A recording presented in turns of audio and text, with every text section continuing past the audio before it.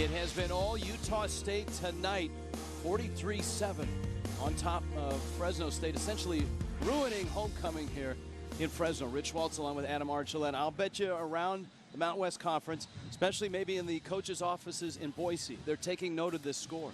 Yeah, absolutely. I think one thing you have to learn when you're part of this conference is you don't count out Utah State.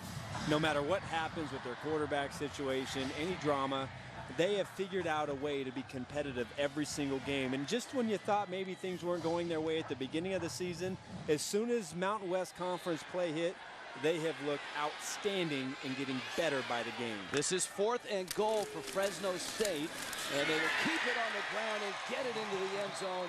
Martez Waller takes it in, and for the Bulldogs, a little something to smile about to start this, the 4th quarter. It's been a long night for the Bulldog offense. Yardage and points have been tough to come by.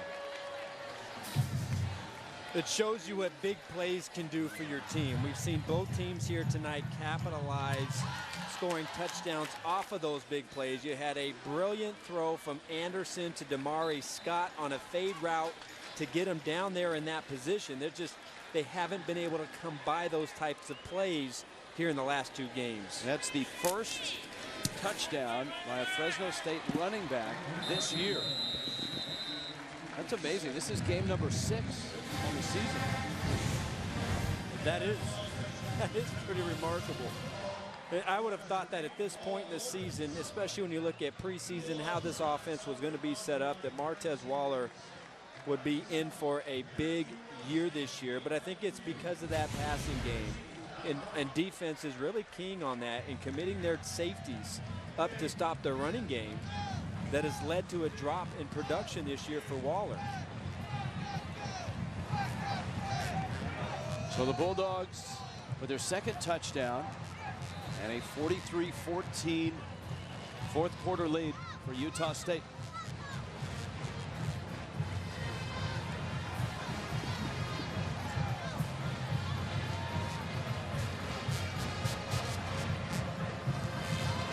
So Utah State 15 minutes away from walking out of here with a rare win in Fresno. Remember, we told you at the outset of the telecast, 1980 was the last time that Utah State came here and won.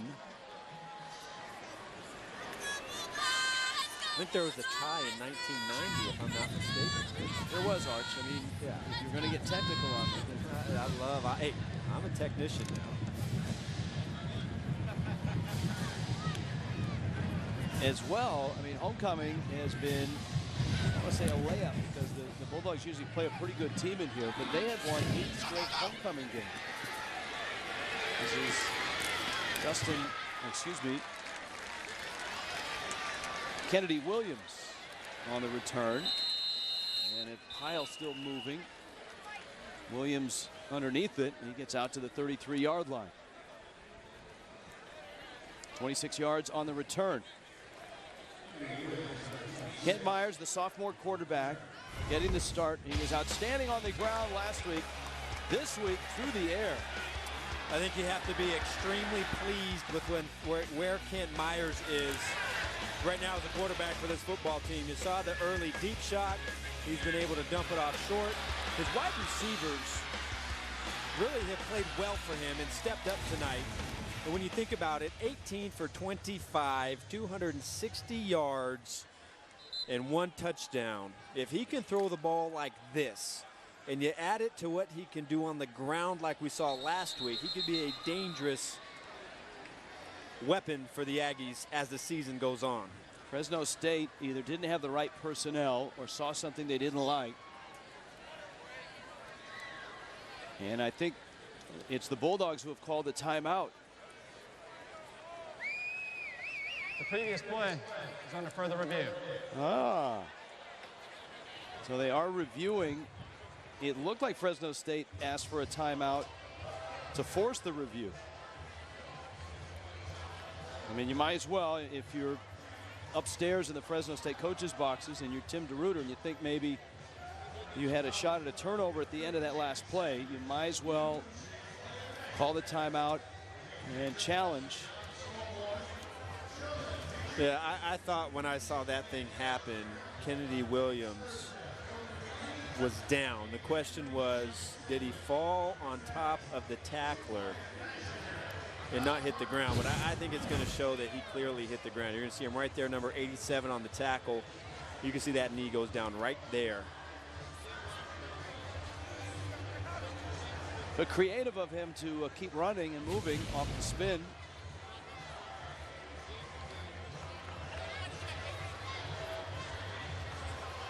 So good work upstairs. After review, the runner's knee was down at the 24-yard line. Please reset the game clock to 14:53. First down, Utah State. And no timeout used. Let's go down to Cassie Gallo. Cassie? Well, Rich, a little update on Lawan Hunt. He's been over here on the sideline laying on his back, and the head team trainer has been working on his left calf, says it's a bad cramp, so they've been stretching and rubbing it. Didn't seem to be in too much pain, but Hunt has been having a little trouble walking around on it. I'm told they're waiting to decide if they're going to put him back in at this point or just let him rest. Hey, Cassie, I know it was hot, close to 95 degrees at kick. What's the temperature like down there right now? It is definitely cooled off, not hot at all. So not too bad right here.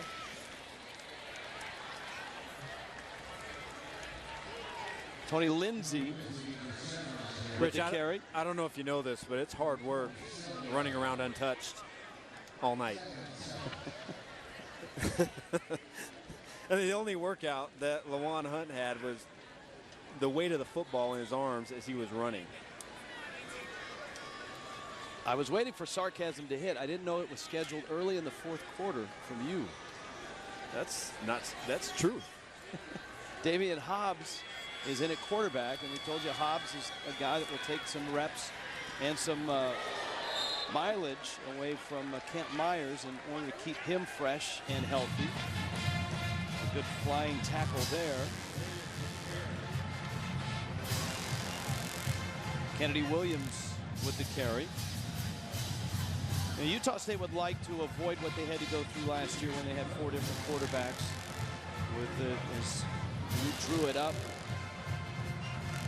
Harrison, Garrettson, Keaton, and Myers. Not necessarily in that order. They're down at 4. Hobbs fires it down the field and has a completion, has a man. And it's caught by Utah State's Tyler Fox for 21 yards, but there is a flag down, and Utah State is walking backwards, which is never a good sign.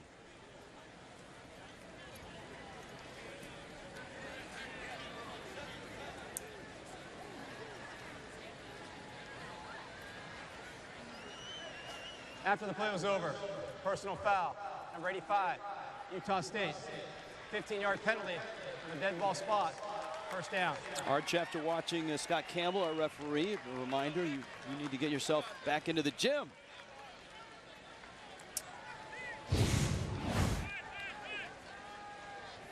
Right there in the middle of the screen. That's Chris Copier, the third string tight end. Rich, I heard you, by the way. From the 36, Utah State keeps it on the ground with Tony Lindsay, the sophomore out of Long Beach. Matt Wells still intense. Not upset at the officials, but upset at his player.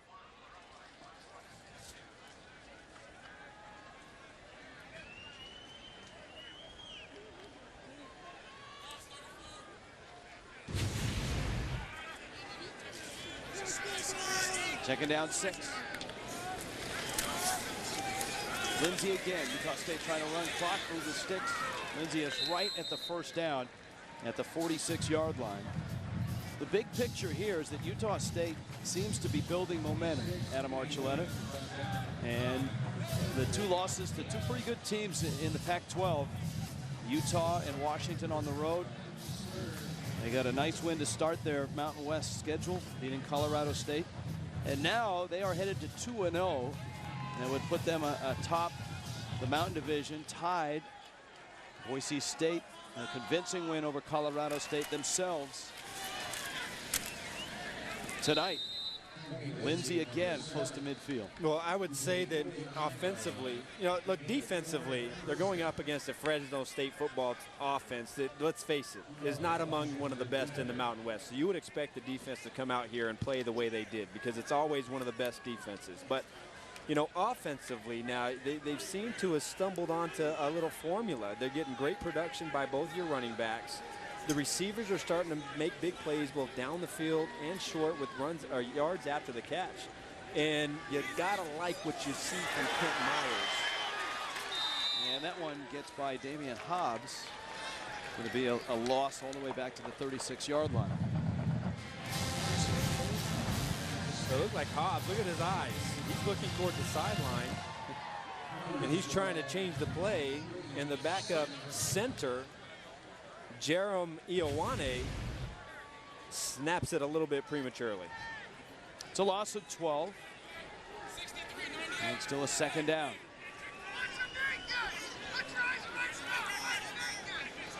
A lot of the second string offensive line. Some of the third string skill position in there right now. And Hobbs, the backup quarterback, getting some reps and throwing the football. They're giving him some of the playbook to work with. Tyler Fox on the sideline. Third down, and a bunch. We're down at 22.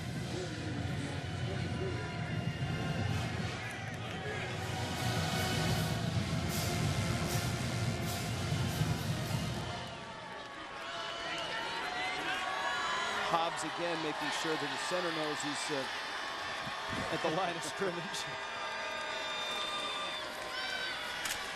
And they'll keep it on the ground. Justin Hervey. What's interesting about that last play is the fact that Hobbs, on a 3rd and 22, up 43-14, looked to the sideline to see if he was in the right play, as if there was another option right there other than to run the ball to the right. Pretty funny. But you never know when you're going to be called upon, and that certainly is paid off for Kent Myers. When Chucky Keaton went down, Myers last year 5-1 as a starter. He won last week. He's going to be 7-1 as a starting quarterback at Utah State. Well, not to mention that they've tried to redshirt him for 2 years. I mean, that's what they wanted for 2 seasons. Matt Wells have tried to redshirt him. Back to Fresno, 43-14. Utah State has ruined homecoming tonight. It is the Chick-fil-A fan cam. The alumni cheerleaders were out. Homecoming near Fresno. A lively bunch, especially early.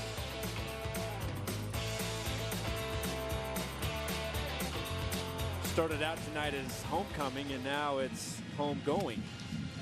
43-14, Utah State on top of Fresno State.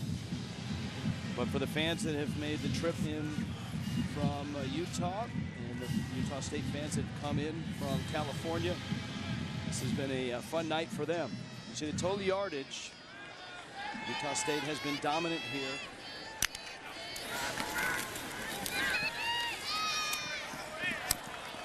That one incomplete.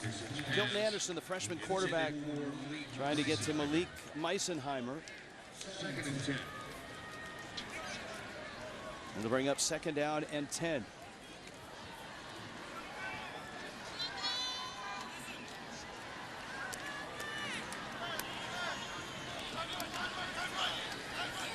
Second down and 10.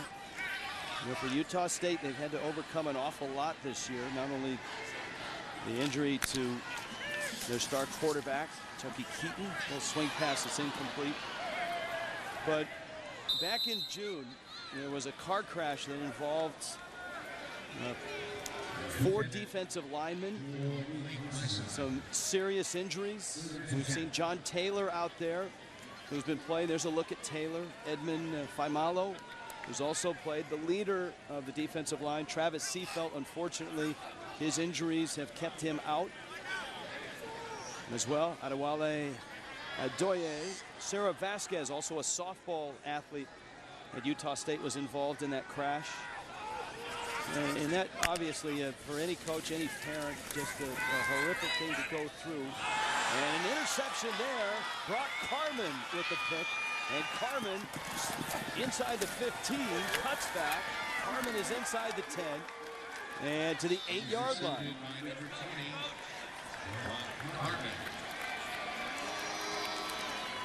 So this Utah State defense rises up, 19 yards on the return.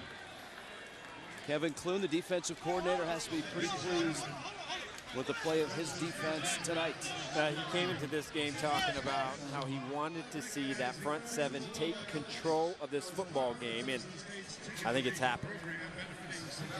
It's happened up front. It's happened in the backfield. Utah State forces a Fresno State turnover. And it's 43-14 Aggies. Brent Stover in New York, it's over. In Salt Lake, Jared Goff on 4th and 5, down 6. A potential game-winning drive. It's broken up.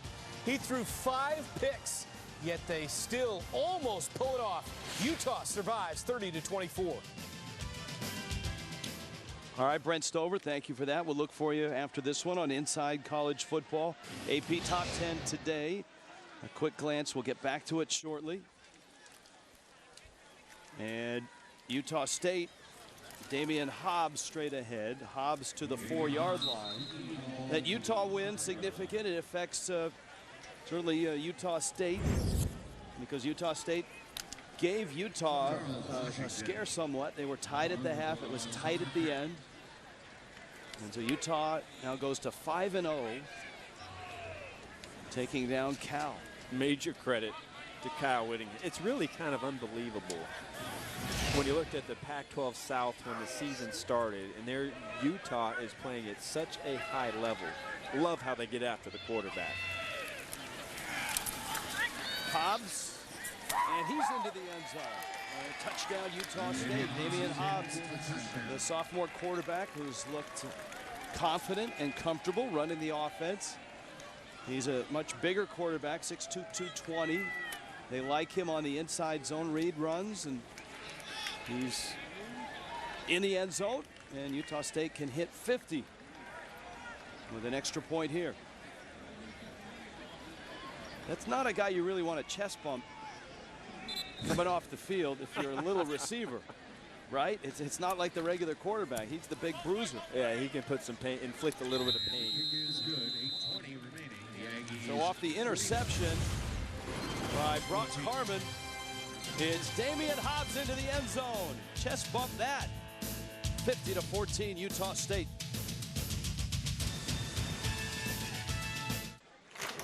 All right, Adam Archuleta, it's the eye on the future and a breakdown of Aggie NFL prospect Kyler Fackrell. Yeah, one of the more exciting players you're going to find in the Mountain West. Missed last year with an ACL injury, but his comeback this year. Had a dominating performance last week against Colorado State. 3 tackles for loss, 1 sack, 6 quarterback hurries. He's got 11 career sacks, 28 tackles for loss, 4 interceptions, including a 99-yard touchdown. He's about 10 pounds of solid muscle from being an outstanding prospect for the National Football League, but certainly somebody you need to look forward to seeing on Sundays when he's done. This is a very good quartet of linebackers. Fackrell, Villunga, Nick Vigil is terrific. Torrey Green, the senior, as well.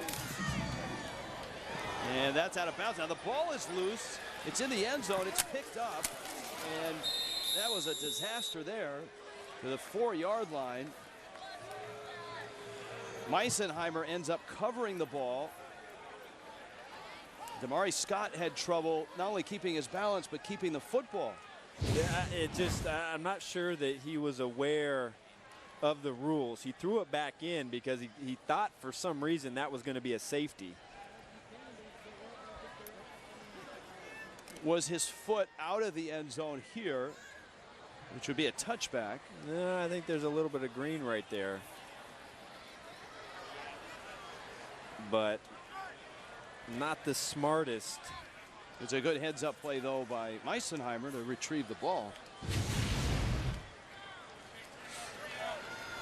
All right, now Fresno State trails 50-14, and they have very little wiggle room here.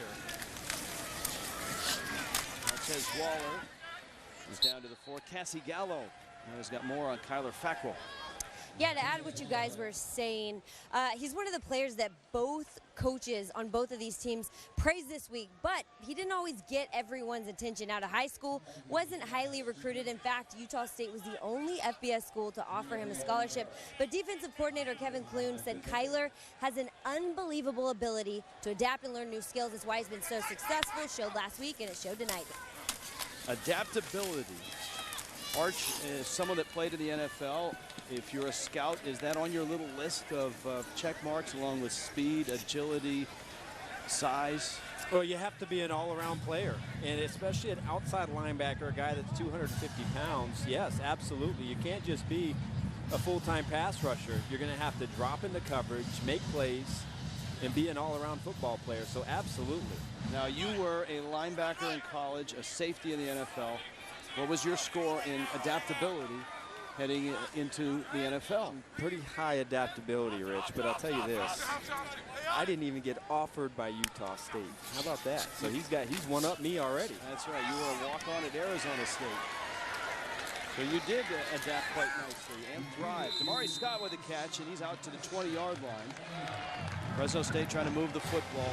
What can you take away for Kilton Anderson, the redshirt freshman, making his first start as a collegiate? Well, he was put in a very tough spot because the offense was not exactly humming along before he got it. Everybody else is still trying to find themselves, but I think the limitations of the playbook, the fact that he hasn't really had time to develop as a spread passing quarterback at the collegiate level really limited what they're able to do. And you get a veteran defense like this that just keys on it, and you can't attack them in different ways. There's really not much you can do. Waller on the carry, and he's out to the 28-yard line. Now, Anderson's assignment next week, if he starts, is probably a little less ambitious. You've got a rebuilding UNLV team that will come in here. Yes, but you still have to be able to execute. And I don't know, UNLV is looking at this offense and thinking to themselves, hey, we can get after this group. We've seen it 2 weeks in a row now. San Diego State's defense and Utah State's defense, certainly two of the better defenses in the conference, but they have not shown much on film offensively here in the last 2 weeks. It's going to put a lot of fear in the defense. And that one, a diving catch. Is it picked? It is. That's Jens Painter, the junior safety. So 2 interceptions on the last 2 Fresno State possessions, and Dave Schramm's quarterback school continues. Utah State forces another turnover, a big lead here in Boise.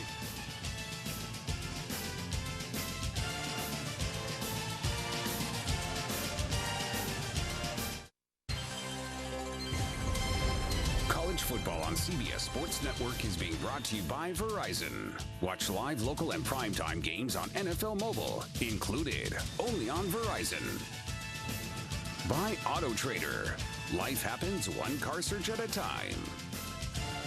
And by National Mortgage Lender Quicken Loans. Home buy, refi, power. This has been an impressive night for Utah State, a 50-14 lead over Fresno State in Fresno on homecoming. I mean, Fresno doesn't lose many homecoming games. It's been an 8-game win streak homecoming for Fresno State. And Jens Painter celebrating an interception. Look at the turnovers in the last 3 games. Yeah, they've really been able to get after offenses. And I think Kevin Clune is starting to figure out exactly what this defense does well. 436 yards offensively for Utah State.